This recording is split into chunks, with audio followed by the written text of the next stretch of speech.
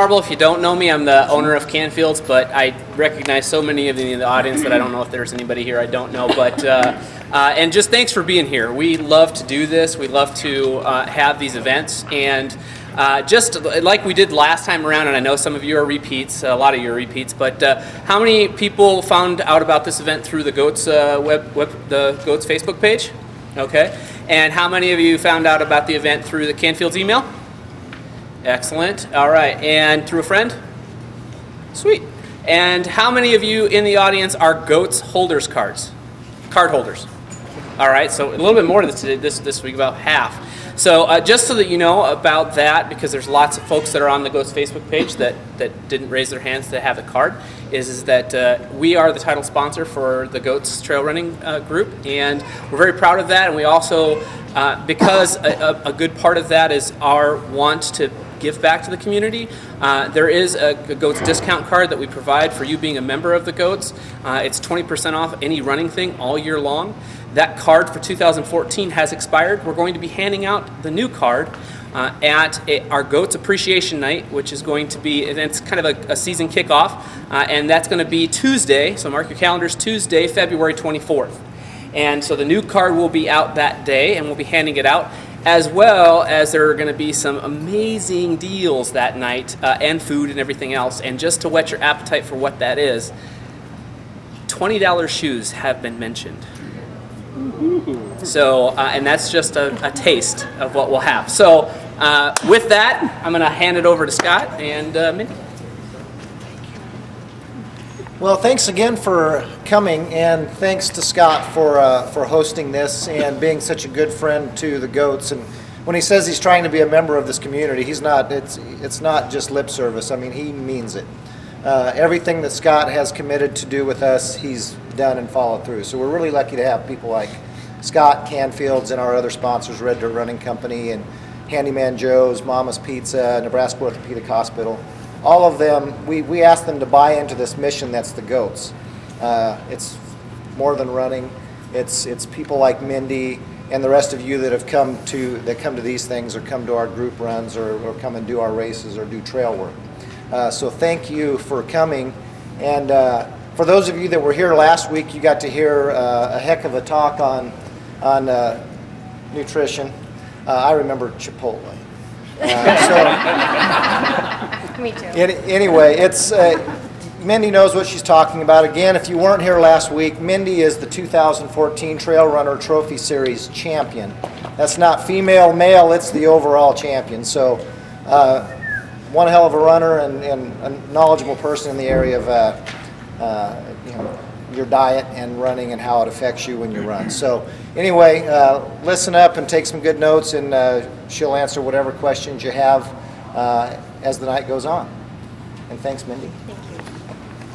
So I was supposed to have a projector, and I'm kind of bummed about this because I put some jokes on there that I think are really funny. But so I may try to interject them, but they're probably not going to come across as funny without the pictures that go with them. So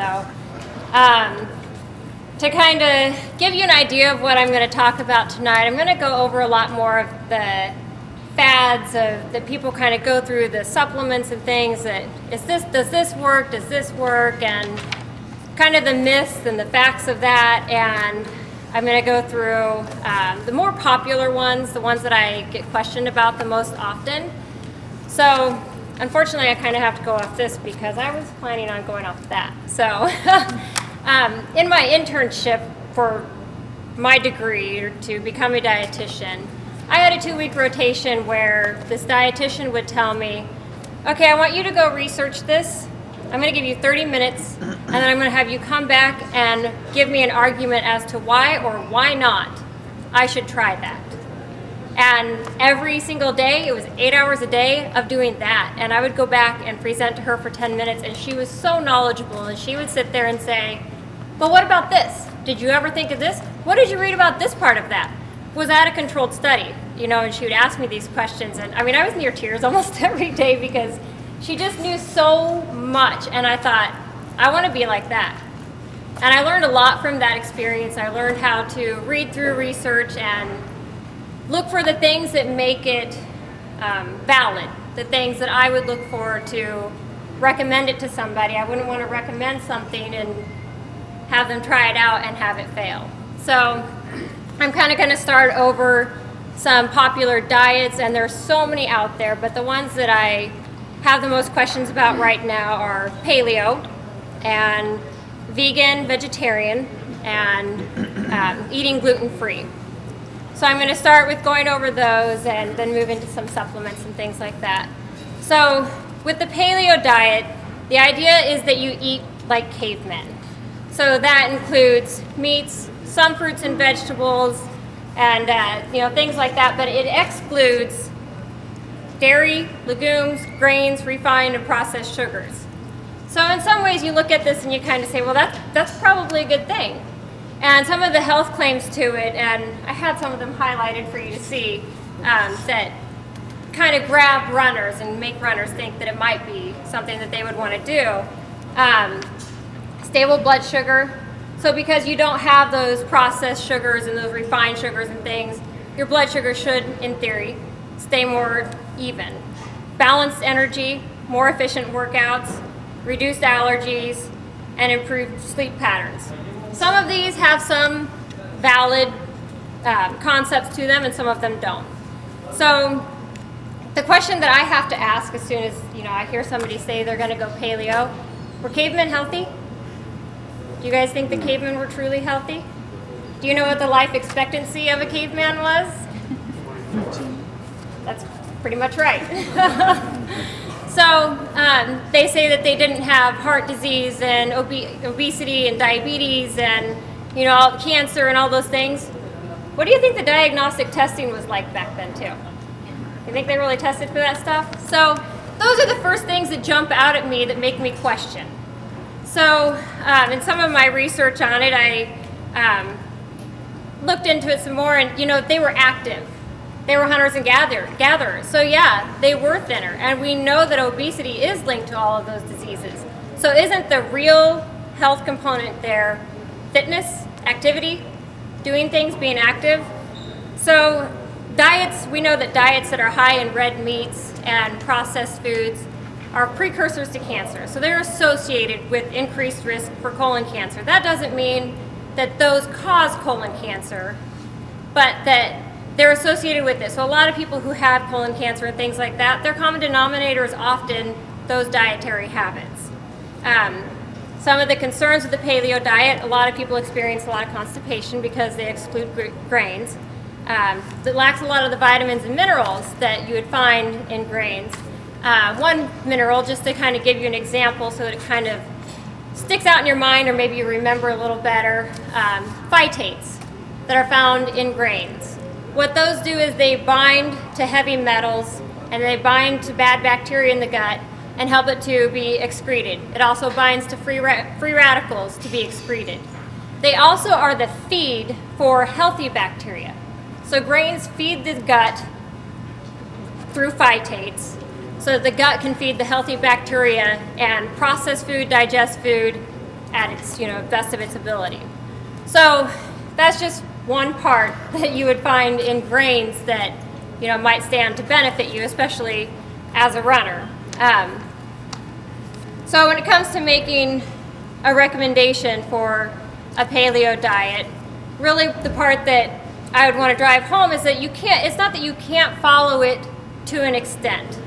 You can modify it and still follow it and get a lot of the benefits from it because it does exclude refined sugars and processed grains and things like that. And an interesting thing about the phytates that I mentioned is processing, heating them, anything like that destroys them.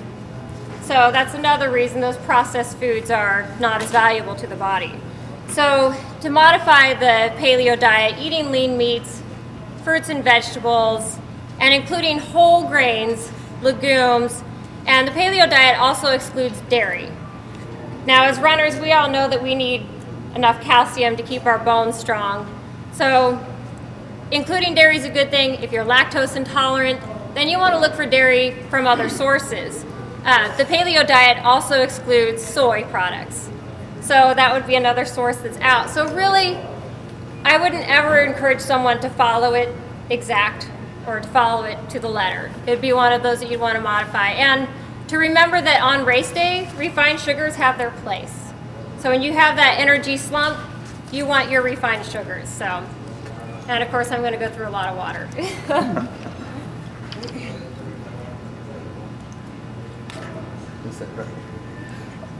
And again, just like last week, if you guys have any questions, just raise your hand, because, you know, just speak up. I can answer anything along the way, because if you think of something right now, when I get to the end, I've talked about so much stuff, you're probably not going to remember the questions. So to kind of move on to vegan and vegetarian diets, they do have some health benefits. So a vegan diet excludes anything from animals. So cheese, eggs, dairy, anything that once had a face, you don't eat if you're vegan.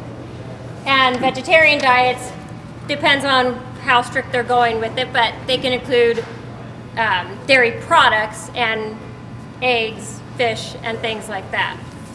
So some of the concerns with vegan, and this isn't to try to tear down this diet or anything like that, but remember, some of you that were here last week maybe remember me talking about complementary proteins.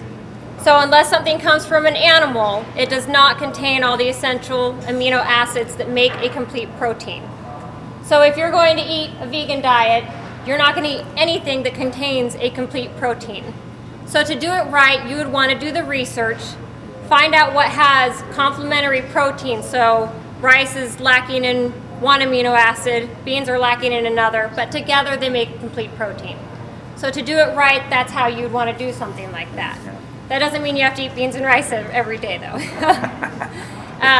B12. It's a huge B complex or B vitamin for runners that helps with red blood cell production, energy production, and those things. And it only comes from animal sources as well. So you might think, well, how would a vegan get that? It's through fortified nutrients. So a lot of cereals are now fortified with it, grains are fortified with it, things like that. And taking a supplement, you can get your B12 that way. Adequate iron, because you don't have the animal products, just making sure you eat foods that are high in iron. So a lot of legumes and things like that contain adequate iron.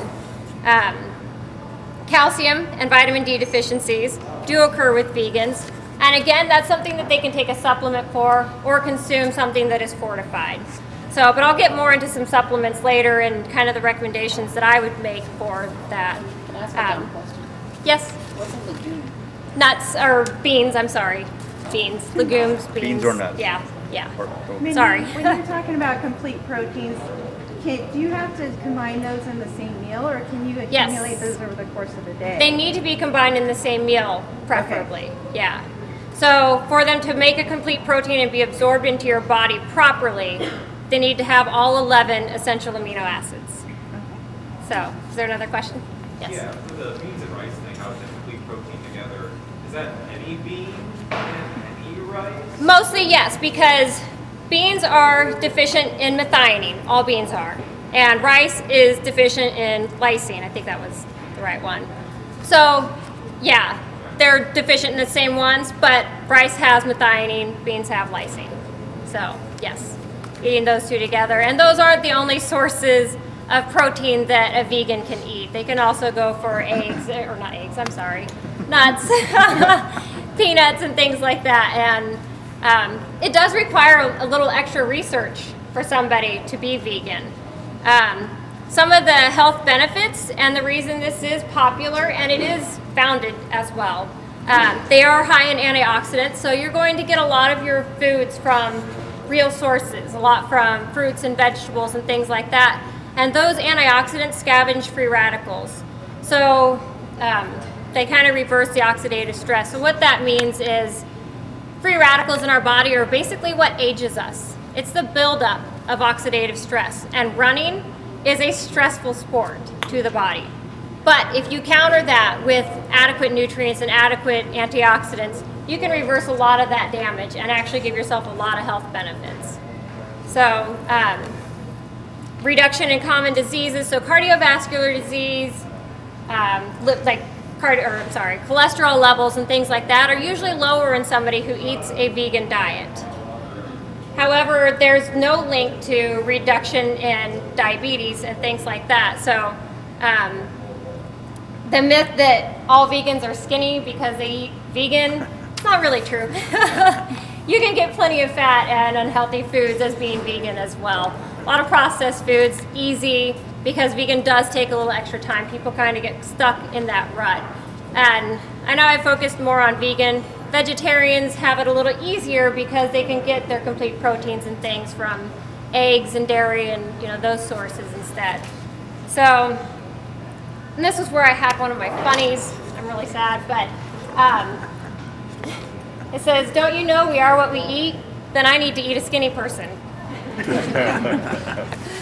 So as far as making recommendations for someone who is eating a vegan diet, I've kind of already touched on that and talked about it, but it really is about making sure you eat those complementary proteins, getting your vitamin B12, adequate iron, calcium, and vitamin D. So, and runners sometimes have a hard time getting enough calories as vegan during runs and things like that. So there are a lot of sources out there that are vegan. Honey Stinger is vegan and gluten-free and things like that people can buy on the market for runs. So the next one I'm going to talk about is gluten-free. I'm sure all of you hear something on a regular basis on why you should eat gluten-free. So the theories behind what's wrong with gluten is that people say that it's an inflammatory agent. So that gluten in the body causes gastric bloating and things like that. The research doesn't show any increase in performance for people who eat gluten-free. So in controlled trials and things like that, it didn't make them run any faster, essentially. So some of the nutrients that are also found in gluten products also do help with mineral utilization in the body. So short-chain fructooligosaccharides, you don't have to remember that by any means. Again, those are ones that suppress the bad bacteria in the gut, and it actually helps to enhance magnesium and calcium absorption in the small and large intestine. So those are some of the things that, somebody who can't eat gluten, they're going to have to think about. But for those who can, I usually don't encourage them to try out the gluten-free diet for any reason. Another thing about eating a gluten-free diet is your body is adaptive. So if it sees that it's not getting that nutrient anymore, you can give yourself an intolerance to that nutrient by not eating that nutrient. So the villi in your stomach can become flattened, and they're not as receptive to the gluten molecule. The second part of that is most people who are gluten intolerant, whether they gave themselves a gluten intolerance or they truly are, is that eventually they're also lactose intolerant. So the same villi that help to digest gluten also help to digest lactose, so that can be a concern as well. So any questions over those three diets? All right, so to kind of move on to nutrients for runners. So runners often have increased iron needs, and not just for women, and it's a little bit more so for people who run on concrete. So that pounding on the concrete actually busts blood vessels in your feet. So some runners who run excessive miles on concrete, pound the pavement, do have low stores of iron as a result of that. As I kind of talked about already, the increase of free radicals in the body. The hard part with that are that most supplements for antioxidants are not absorbed and recognized in the body, as well as getting that antioxidant from a piece of fruit or something along those lines. So it lacks the enzymes that help it to digest properly. So nutrient needs, mineral losses through sweat. I talked about this a lot last week, so if you weren't here last week, I will be putting some information up on the GOATS page, plus my presentation was recorded as well. So losses through sweat, sodium, potassium, magnesium, zinc, things like that, all need to be replaced in the body for runners. Because it's an impact sport, that also, of course, leads to our increased need for calcium and vitamin D, which if you're a runner and you run outside, chances are you get enough vitamin D about 6 months out of the year. During the winter, you're probably not going to get enough unless you're eating high sources of it. Yes? Didn't they say that if you wear sunscreen, that blocks the part that gives you vitamin D from the sun, so even if you're outside, you might not get as much if you Right, wear sun. yes, and that is true. So he said that sunscreen does block some of the absorption of vitamin D, and to an extent, that is true. You don't even need very much of your skin to show to get vitamin D. So even if it's just your hands, some sun exposure, it's going to help with getting your vitamin D that way even. So, How much do you recommend on a daily basis? I will get to that, but I guess I can go ahead and answer that now. I don't have my slides anyway. So vitamin D should be individualized per person, and that should be a lab that you have drawn from your doctor. So you don't want to give yourself high levels of too much vitamin D. There are toxicity effects to that.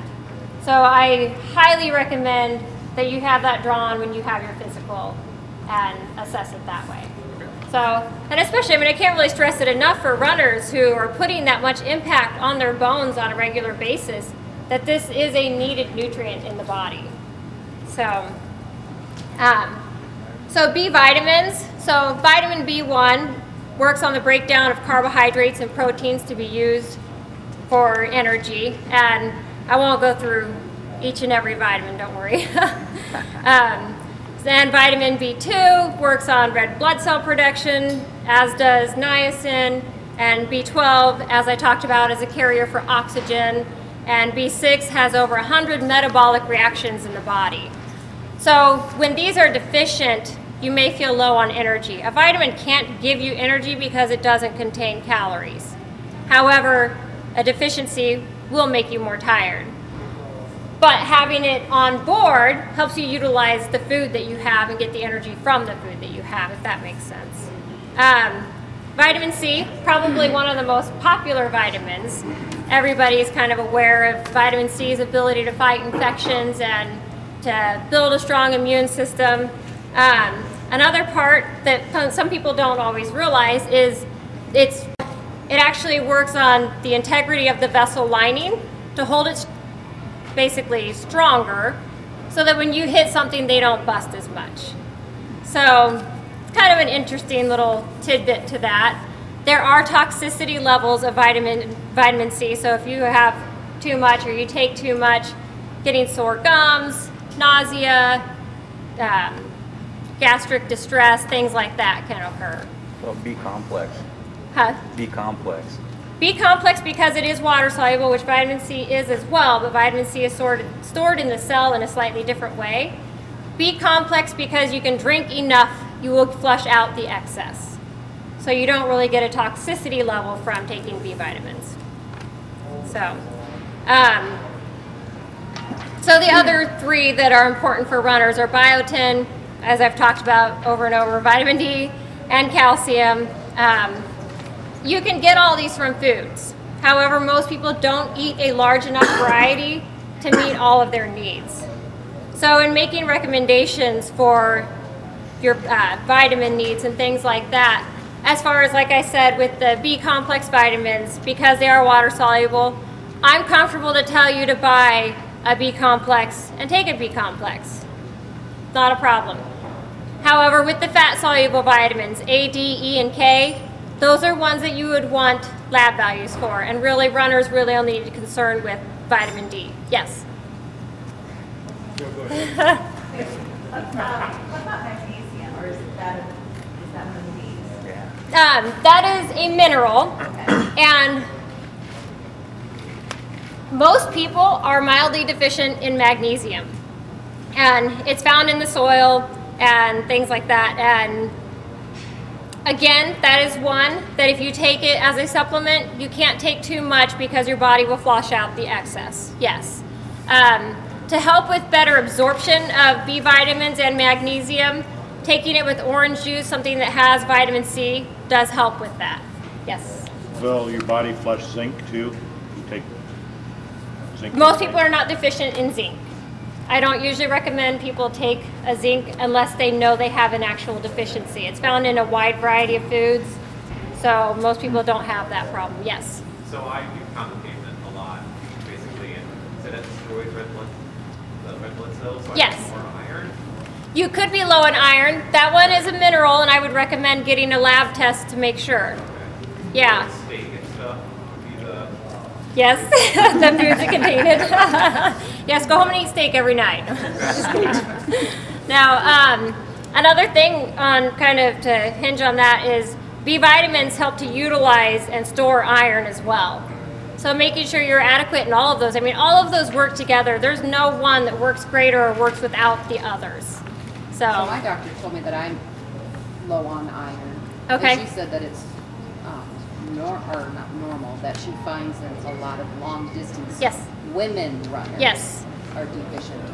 Yes, women are more prone to be deficient than men, especially women who menstruate. Women who have been through menopause, they have a lot of hormonal changes going on anyway, but most women are more prone So to she it. said even the long distance runners are even more prone. Yes, yes, absolutely. So if you think that pounding the pavement or pounding the ground is what's making you deficient, the longer you go, the more blood vessels you're going to break. So, yes. So if you don't eat a lot of red meat, what are other good sources for iron? Spinach, beans, legumes, those kinds of things. Do you take a supplement for that? Or is Yes, absolutely. Women, the recommendation is 18 milligrams. So Walgreens, Yes, most of them do. The thing to look out for is that if you take a calcium supplement and an iron supplement, they compete for absorption. And those two nutrients, calcium will win every time. So never take an iron supplement with a glass of milk. You're basically doing yourself no good. So that is a really important part of that, yes. there's some vegetables I don't like the flavor of. Do you lose any nutritional value? Nope. Unless you're pouring off excess water from it, you're still maintaining all of the value. Yes. What about microwave? Actually, microwaving is better than cooking it on the stove because the vegetables hold the moisture better. So usually when I was doing cooking classes for nutrition, the one thing that I always stressed was to steam your vegetables in the microwave in a plastic bag because it actually holds in, or a glass container or something like that. Some people are leery of using some kind of plastic. So a glass container or something like that so that the steam from cooking absorbs back into the vegetables a little bit. So, yes. I have a friend who's in his 40s. If you wanted me to ask, I'm sure. like a one a day. Is that sufficient enough? Most of the time, yes. Yes. Sometimes for runners, it doesn't have as much B complex vitamins as I would like to see a runner have so that they utilize nutrients from food properly. But when I go to Walgreens or something to get a supplement, I'm turning it around and I'm looking to see, okay, the B complex has that and the one a day has that. It has everything that I need. So something like that, yes, that's fine. So, and kind of to go back to your question on vitamin D and proper dosing, you're always safe to take 400 IUs. So the general and standard recommendation is 400 IUs, but people who are deficient can take up to 5,000 IUs. People who are super deficient get shots. IU? International units, that's the measure of vitamin D. It's like milligrams for iron. So, yeah, sorry. So people who are massively deficient in vitamin D, they get a shot of 50,000 units. So to kind of give you an idea, it can vary from 400 to 50,000, depending on your level. So, yes? Supplementing with vitamin D kind of tricky because it would be different in the summer and the winter, depending on Yes. what you're telling you're out a lot or not. Yes, absolutely. Can So, you repeat the question? she said, isn't supplementing with vitamin D a little tricky because in the winter you might be lower than in the summer? So at any point that you get a lab drawn and you find out your baseline and you get yourself up to that range where you need to be, then taking the base is enough. So then if you continue to take 400 IUs, that's always considered safe. So if that kind of answers the question. But it never hurts to once a year get that lab drawn just to make sure you're still where you need to be with that. So, Quick question for you there. yes. Do our doctors know what they're looking at? When you say, I've got this here and I've got this here at this level, because I see a range on mine that say anywhere between 0.1 to 5 gazillion, you're okay, as long as you're in there. If you don't go 5 gazillion in one. So I've tried to ask them before about that kind of stuff. Usually what that stuff means is they don't see any adverse effects if somebody is above a certain level. But if they're below that level, they see symptoms of a deficiency. Okay. And a lot of vitamins especially can go a lot higher than that level and not show symptoms of toxicity. So that's why they have that really large range. Now when I'm looking at a complete blood count on somebody and I'm looking at all of their nutrients, I want to look at what their folate level is compared to their riboflavin level and determine if they have a different type of anemia. But most people don't need to go that in depth. That's just because I'm a nerd. So, but you know, your doctor can look at that and can make recommendations for that. But a lot of times visiting with a dietitian is also a good thing, just because we look more into where you can get those sources from food, where it's most recognized by the body. Yes? Okay, you said orange juice goes well with certain things. With certain vitamins. What are the best things to take with orange juice? So B complex, magnesium, and iron are all best absorbed with orange juice. And the reason for that is vitamin C helps with absorption of those. So it doesn't have to be orange juice. It can be something else, kiwi, something that has a high amount of vitamin C would work just as well. If you're taking a calcium supplement and a vitamin D supplement, do those at a different time of the day because of how they compete for absorption. So I usually tell people, if you're going to have an evening snack, take your calcium then. You know, something along those lines, just so that you don't have that competing nutrients that could cause you to have a deficiency that way. Yes? So if you take a multivitamin, like a vitamin C, and got iron and calcium. I avoid those. I avoid those just because of the research that's out there now. Okay. I usually look for, what I use is a multivitamin that has all the B complex, iron, and all of those things, and I take a separate calcium with vitamin D. So, and because I have had my labs drawn, and because I was deficient in vitamin D, I did take excess. I got to the level I was supposed to be, and I've had the right amount of vitamin D for like 4 years now. So, you know, just to kind of give you an idea. Yeah. Okay, on those supplements, they got the high dollar ones, they got the generic ones. They're all the same. Pretty much, yeah. Yeah. If you're getting the high dollar one, you're paying for a name. So the generics and things like that, they work just as well. So even going to Walmart or... Yeah, oh yeah. It's all high bank.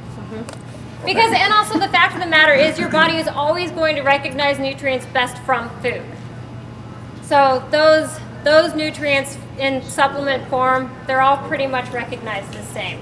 Now there is some controversy on fish oils as to which ones are pure and which ones aren't, because they're not as regulated as vitamins. So, but you know, that's still kind of in the works and coming out. So actually kind of to move into that, with fish oils and things like that. So omega-3s are found in fish and tuna, sardines, walnuts, flax, those kinds of things. And they're recommended to have 2 servings a week. For people who don't like fish, a supplement's fine. And if you don't like the taste of the supplements, freeze them. I know that sounds crazy, but they don't digest till they pass through your stomach and you won't burp the aftertaste of the fish. So just a little trick that actually one of my patients told me. So one thing I do, I eat oatmeal most mornings, so I just use milled flaxseed. That's what I do. Put a couple tablespoons in with my oatmeal and just cook that in with my oatmeal. And my cholesterol is always really good. Yes. Yes, she was talking about using flaxseed in her oatmeal for her omega-3s, and that's a great way to pancakes. Get. Yeah. And personally, yes, in yogurt, things like that. Personally, I love flaxseed. I like the taste that it adds to foods. It also contains good protein. So if you're eating something like a pancake that doesn't have a lot of protein, it is a good way to get a little bit extra. So, and all of those seeds that are pretty popular right now contain some of those healthy fats. So the omega-6 fatty acids, those are found in plant sources, so nuts and olive oil and coconut oil and all of those things. those I usually recommend that people just include them in their daily intake. So maybe you have nuts as a snack. Maybe you cook with olive oil. Maybe you butter your bread with coconut oil, or something like that. Just include it. It doesn't have to be something that you're trying to focus on getting every day, as long as just incorporated. So the benefits of those are the anti-inflammatory properties. So as runners, we have a lot of inflammation going on in our bodies, pretty much as a rule. So having anything that reduces inflammation, the omega-6 and omega-3 fatty acids and antioxidants and things like that are always good to include. There's also some research out there that suggests that those help with joint protection, which makes perfect sense. It's a fat. So anytime that you have enough fats on board, that's going to help with your joints, unless you're really fat and carrying extra weight, then that's hard on your joints. So to kind of move on to different types of supplements that people will try to, get faster, get leaner, help with cravings, all of those things. There are some things when looking at the research that you always want to keep in mind. So if something promises quick results, it's probably not going to work. And if something boasts that, all of these people are saying it works for them, a lot of those people are paid. So testimonials, be really cautious of that. And, testimonials on websites and things like that, it's to sell a product. So be careful. So if you're looking at something, look into the actual research about it. And if it claims to have a secret formula, there's really no secrets out there. So be cautious with that. A lot of supplements aren't regulated, so they don't even have to contain what it says. They can sell a product that has 1% of the ingredient that it says that it contains if it's not regulated. So that's another thing to kind of be careful of. So to kind of touch on some of them, like beta-alanine, it acts as a buffer in the muscle. So the claim is that it improves high-intensity exercise performance. There's not enough evidence out there to prove this. However, there are some people, and maybe it's a placebo effect and maybe it does work, who said they've had good results with it. As yet, there's no adverse effects, so I don't tell people that they shouldn't do it. Branched-chain amino acids, they say that it delays fatigue and keeps up your energy. It can keep up energy because there are calories in branched-chain amino acids. However, fatigue, that's a perception, and it doesn't actually change your perception of fatigue. There is some growing research that says that maybe it has a role in immune function when taken during exercise, so that's not a bad thing. So if something that you want to try, that's something that is considered safe. But again, anytime you take a supplement, always remember to drink enough water with that, because you don't know exactly how that might affect your kidneys. Carnitine, the claims are that it helps you burn fat. It just doesn't. So I'll just say that. Chromium, the claim is that if it's weight loss, changes in body composition, it doesn't do those things, and it may cause oxidative damage. So when we already have oxidative stress and free radicals building up in our bodies, that is one that I would definitely stay away from. The claims on it aren't founded. It has other roles that it's utilized for, but as a supplement, it's not something that I would do. Creatine increases lean body mass, helps you get stronger, things like that. It's not, the research out there shows that it's not necessarily good for the endurance athlete. People who lift, it does increase body mass. It increases the water holding capacity in your muscles. But however, that same water holding capacity in your muscles keeps water from filtering through your kidneys and can cause a lot of damage. So people who have tried this for a long period of time end up with kidney problems or kidney stones as a result a lot of times. So just be really cautious with something like that. Pyruvate, it's an end product of carbohydrate metabolism. They claim that it increases endurance and decreases body fat. It has a lot of side effects, so I wouldn't try this one either. The side effects are ones that we as runners really don't want, so GI distress, cramping, diarrhea, those things that we already don't want. So those are kind of some of the hotter supplements out there. So then to kind of move on to some of the foods that are out there that people try. Coconut oil is a really popular one that people are hearing a lot of buzz about right now. It is comprised of medium chain triglycerides, so for people with certain metabolic disorders, it is the only fat they can digest. The research shows that it might help to lower blood cholesterol. However, in excessive amounts, it will help raise blood cholesterol because it is higher in saturated fat than canola and olive oil. So it's one of those you want to use in moderation. It is healthy for you. It does help with skin and hair and things like that, keeping you moisturized from the inside out, essentially. So it's something you can include. I wouldn't make it something that you try to make sure you get every day. So change it up, you know. Another one that's popular is beetroot juice.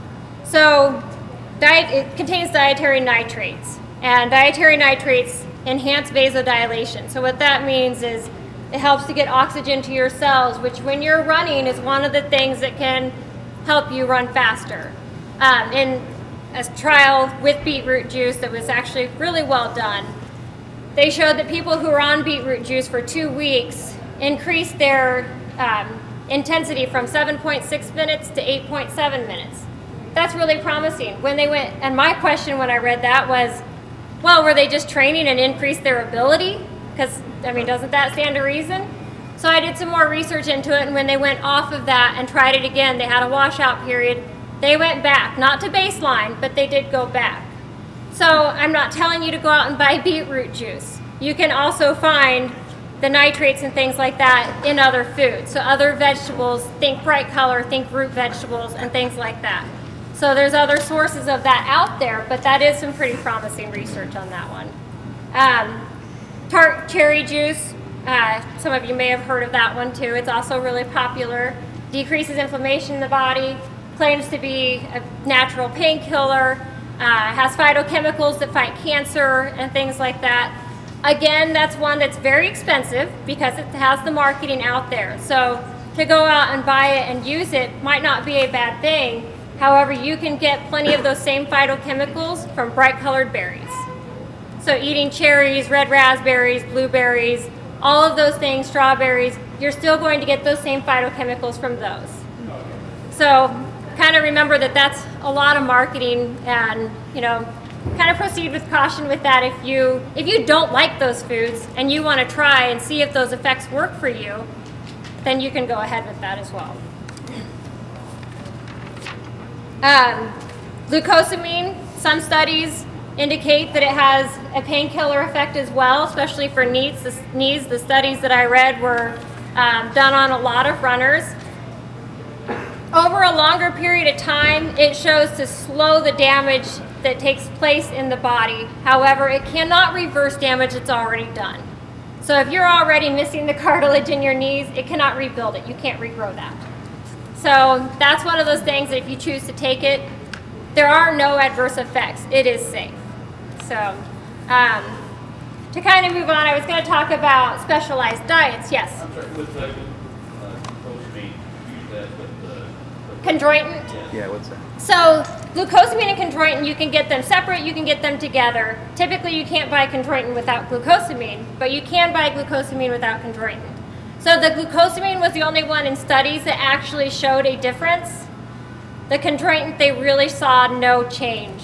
So, you know, again, it is safe. So if somebody wants to do chondroitin, that's fine, but it didn't show any benefits. And usually MSM is in glucosamine too. What's that? MSM? Yes, and that actually is okay. That's a natural pain or anti-inflammatory. Anti-inflammatories I use kind of with caution sometimes just because they can affect your kidneys. So just making sure you drink enough water if you take that. Yes. I was just going to mention that chondroitin makes the glucosamine a lot more expensive. Yes, it does. You're That's paying the more again. You're expensive paying part. for a name that has not ever been proven to have an effect. So, you know, you kind of have to watch for those things. Yes. Like the glucosamine you can get in pill form, like the joint juice, or other supplements you can get in liquid form or pill. Does it matter? Typically, liquids are absorbed better by the body, just depending on not be absorbed. Capsules or liquids are usually going to be absorbed best of any kind of micronutrient. So, does anyone here follow special diets for medical needs? Yes? Okay. So, I'm not going to ask you what it is, don't worry. Oh, okay, gotcha. Yeah. So I was going to talk a little bit on celiac disease. I talked about gluten-free earlier. And for celiac disease, some people can live with it for a very long time and not know they have it. Do you? Do you mind if I ask you how you started to realize that you had? I'm actually not the runner, but I'm interested. Yeah. I had what people think of as typical symptoms, a lot of GI distress, Yep. bloating, gas, a lot of pain. I had a lot of fatigue too. Yeah. I was gone for probably 5 years, and then I started losing weight. I lost probably 30 pounds over like 3 months, and all I did was eat, and I was starving all the time, and so I went to the doctor, and luckily I looked out and she screened for it. Very good. Which isn't common. It was more common. Yeah, yeah. That's how I was diagnosed about 4 years ago. Good, thank you. And the reason I asked that is I was going to talk about the symptoms because they're widely the same for people, but some people have them a lot more severe. So the GI distress and having it for a long period of time, like you said, people don't know that they have it all the time. So if you're having extra fatigue and extra GI issues, and one thing to look for is fatty stools. I know that's gross, but it's a malabsorptive disorder. So you pass fat and things through the stomach without being digested. So oftentimes they're deficient in zinc and potassium and things like that that don't get absorbed as well. So the only treatment for celiac disease is absolute, complete elimination of gluten from the diet. So gluten's found in wheat, barley, and rye. For runners, the big caution is looking for cross-contamination. So if you're running a race and you get to an aid station, what are your safe choices? Anything that's in a package and sealed, you're probably safe with. But you don't know if somebody's grabbed that piece of peanut butter and jelly sandwich and then reached their hand into the bag of potato chips. So your safe choices are very limited. So a lot of times I tell people to plan their own nutrition so that they don't have that concern, because there's a lot of danger there. The other part with that is to make sure that people have enough carbohydrates on board, because people think of gluten as, you know, breads and things like that as their carbohydrate sources. There's potatoes, rice, sweet potatoes, fruits. Every fruit has a lot of carbohydrates. So there are a lot of other sources out there that you can choose from. Another one that I was going to talk about a little bit is diabetes, which doesn't sound like anybody here. Yeah, okay. So just to touch on it briefly, maybe you know somebody who has diabetes who runs that could benefit from it. Always test blood sugar before you run. If it's below 70, you need to drink something that's going to increase your blood sugar within 15 minutes. So fast-acting orange juice, pop, or something along those lines. Get that up. Don't go until it's above 100, because if it's already been low, it can plummet back down pretty fast. And if you're above 70, go ahead and have a peanut butter and jelly sandwich, something that's mixed that's going to hold food in the stomach for a little bit longer and give you that energy as you're going. This is more for endurance athletes who are going to be out there for a long time. While you're exercising, you want to take in some form of carbohydrate every 45 minutes, about 15 grams. When you're done, you want to make sure you take in some carbohydrate, wait a bit, and test your blood sugar to make sure that hasn't gone down too much. So again, stress in the body increases blood sugar, so sometimes you might not need as much. Yes? So I always test borderline diabetic, and I get really lightheaded really easy. I've passed out a few times. Yeah. And so is there something I should be doing different than on runs? Like, do you eat something before you run? A carbohydrate source? Yeah, I usually do. Yeah. What kind is it usually? Bagel. Probably a bagel. I usually A bagel? Try some simpler sugars. Okay. So something like orange juice or a piece of fruit, something along those lines. Try that, and then try to remember to have something every 45 minutes. If you don't want to carry food to take every 45 minutes, carry Gatorade, the regular Gatorade that has sugar, and sip on that. And that should actually help quite a bit. So, lastly, I was going to talk about weight loss and running. So, a lot of runners say, man, I've been running forever and I thought I would lose weight, but I'm not. And that's a very, very common issue that runners deal with. And there are some things that that people have misconceptions on. So they think, well, I'm a runner, so I can eat whatever I want and however much I want. And that's, you know, not always true. Some people are blessed and can do that, but most of us can't. So when it comes to running, on average, a person that runs 5 miles burns about 500 calories. So if you only ran those 5 miles and you kept your intake the same, 500 calories a day accounts to about 2 to 3 pounds of weight loss per week. So if you think about how many of us run 5 miles every single day, to get that 500 calorie deficit is pretty hard to account for 3,500 calories a week or more. So if you really want to actually try to lose weight, one of the biggest things is to eat right after you run. I know that seems counterintuitive. You think, well, why would I eat if I'm trying to lose weight? Controlling cravings is a big thing. That hunger from running lasts a very long time. The best way to curb that is to feed it right away. The other part is to have consistent intake of carbohydrates throughout the day.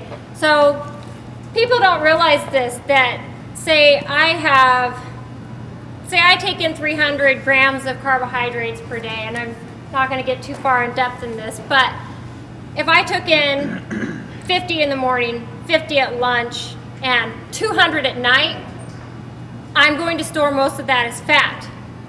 Whereas if I take in 100 in the morning, 100 at lunch, and 100 at night, I'm not going to store most of it as fat because it's going to be actually used for energy. So consistent intake of carbohydrates is absolutely key for that. The other part of that is to include a protein with every meal. As I talked about last week, for those of you who were here, protein is the largest molecule. So it does keep you full longer because it competes with leaving the stomach. So if you just have carbs, they leave the stomach really fast. If you have a protein, they kind of have to take turns to exit the stomach. So that's another kind of a quick tip for that. So, yes. So besides pizza, what is the best thing to eat after a long run? Besides pizza. What would you suggest? Oh my goodness. So last week I talked about chocolate milk, and you've heard me talk about chocolate milk, but a lot of times that's the one that I recommend, but it doesn't have to be chocolate milk. What you want to aim for, and some of you have heard this already, is that 4-to-1 carb to protein ratio.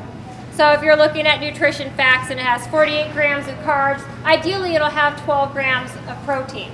Just kind of that ratio. You want to rebuild your glycogen stores as soon as possible because rebuilding your glycogen stores is also a key part to keeping you full and keeping you satisfied. If your glycogen stores are still depleted, you're going to be hungry for even days after a run. It actually is a phenomenon that continues that way. So that's why that's really important. So to kind of summarize, you know, kind of as I talked about last week, eating a variety of foods to ensure that you get all the nutrients you need, eating from all food groups. A lot of us get stuck on, you know, eating the same thing every day, and that might mean that I have pizza at night and eggs and a bagel for breakfast, and, you know, it becomes very stagnant. So you want to make sure that you change that up because variety really is the best way to get everything you need. And again, to talk to your physician about supplements and things like that. One thing that I forgot to mention is that if you are on medications, you want to talk to your physician before you take any kind of nutritional supplement because like blood thinners, you don't want too much vitamin K. And you know, there's certain things that you can't drink grapefruit juice with. And so just a caution there. If you're on a medication, make sure you talk to someone about that first. So, yes? Raw versus cooked. Cooked does destroy some enzymes. So anytime you eat a raw food, it probably is going to contain more nutrients. You're not going to lose enough to make it significant most of the time. So to use one example, if you cook carrots or something like that, it does denature some of the fiber that carrots are so good for. But I would rather see somebody have a cooked carrot than no carrot at all. So that's really the take home for that kind of question. So, any other questions? Yes? On the celiac disease, is it also inflammation? Yes. Yeah, so stomach bloating, A lot of people feel a lot of bloating and inflammation in the body because they have so much malabsorption. I took a food sensitivity test. I've been to one gout suffering. Oh, okay. And So no organ meats. I took a food sensitivity test. 27 foods. Well, That's not how celiac. yeah, I was just gonna say that. My gluten came up and weeds. Yeah. And So, so I've been off everything for 90 days. are you feeling better? I felt great, but I noticed the stomach reaction. I was wondering if I needed to go I would get tested, absolutely. There are two different things. So a food sensitivity is actually looking at the protein molecule in wheat to look for an intolerance or an allergy to that. Some people just have an intolerance. Actual gluten or celiac disease is in the intestines, and it has to be a biopsy to determine. So It's like a rare time I haven't had gout. gout's a hard thing too. A lot of pain with that. Yeah. Yeah. Yes. So I have a friend that makes this thing called chia fresca. Uh-huh. I'm guessing he uses chia seeds. You have a comment on that? He says it's more hydrating more than water or something That the chia seeds make it more hydrating? Yes. Interesting. I wouldn't believe that to be true. Chia seeds don't increase any kind of water holding capacity, but they are a healthy food as far as the omega-3 fatty acids and protein and fiber and things like that. So it's not something that's a bad thing that he needs to discontinue, but I wouldn't believe that. The idea is the chia seed holds water, so. Yeah, in theory, I could see where that idea would come from. But however, to be truly hydrated is hydrating in your cells. It's not hydrating the food in your stomach. So it couldn't have that effect. Nutrients like sodium and potassium are the only things that can pull water into your cells and hydrate you. So, yes. Anymore, they have more research that shows benefits of fat, where it used to be don't ever eat fat because fat's bad for you. Right. But for endurance or anything, you look at somebody like Zach Bitter. Everybody that Yeah, I rubbed goes shoulders high with him fat, just to mention that. they share their blood work and they look immaculate. Is that more because people like him and Joe Ewing are such stellar athletes that their panel's going to come back better regardless of the amount of fat they eat because they can handle that better than... Right. Well, the fats that they eat, just to add on to that, so the research is out there that Zach Bitter, he's kind of using himself as the model, eats a high, very, very high fat diet. He's extremely fast. He's a 100-mile track world record holder. Very, very impressive athlete. He uses only fats from healthy sources. So he's also vegan. So his fat sources come from nuts and oils and things like that. They're really, really good sources. So for him, he has adapted his body to burn and to use fatty acids for fuel. Anyone truly can do that. You can get to that point. It is less efficient than carbohydrates. One thing that Zach doesn't talk a lot about is that he also does eat fruit. So he does get carbohydrates from fruit as well. But his fat level is way higher than most people. I mean, as a yeah, percentage. he eats like 75% of his calories from fat sources. Yes, yes. So the research on that is still out. I wouldn't tell anybody just to run out and try it because genetically we are predisposed one way or another to have high or low blood cholesterol. For him, he probably is predisposed to have low blood cholesterol. Somebody else, it might cause them to have a heart attack. So if somebody wants to increase their fat in their diet, I would tell them to do it slowly and from healthy sources like that. So, any other questions?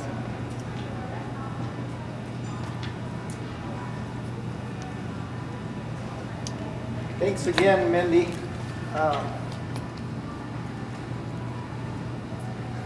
That's a lot of information. And so I saw a lot of people taking notes, and so I hope you got something good out of it. But we just wanted to say thank you. Get a hoodie? Give you a goat's hoodie. And a $100 gift card to Canfield's, courtesy of us and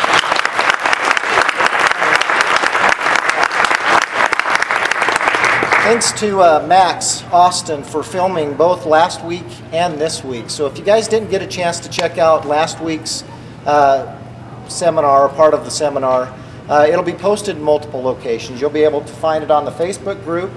out on the webpage at irunwithgoats.org, and it'll all be linked back to Max has a YouTube site. So we'll have them in multiple locations. So if there's something you want to go back and refer to, check it out. Another thing I wanted to mention is Mindy has offered to kind of field your questions via the website. So we have a forum. It's really new. In fact, it's not been used. So we have, but we've added a forum to it called Ask the Dietitian. So if you want to get out there, it does require that you create an account to use it. You can join it a number of ways via a Facebook account, a Twitter account. You can create one. But if you ask questions there, the answers you get will come from Mindy. So go out there and join it. Take advantage of it. And one more thing I wanted to mention.